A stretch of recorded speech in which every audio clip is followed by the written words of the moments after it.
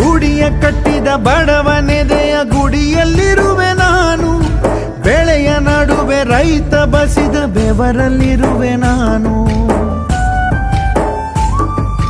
ಕೆಲಸ ನಿನದೆ ಫಲವು ನಿನದೆ ಛಲದ ಒಡೆಯ ನೀನು, ಇದನ್ನು ಮರೆತು ನನಗೆ ನಮಿಸಿ ಶ್ರಮವ ಪಡುವೆ ನೀನು. ಬಿಡು ಮತಗಳ ಜಗಳ, ಇದೇ ಕೆಲಸವು ಬಹಳ, ನನ್ನ ಒಲಿಸಲು ಮರುಳ, ಇರೋ ಮಾರ್ಗವು ಸರಳ, ನನ್ನ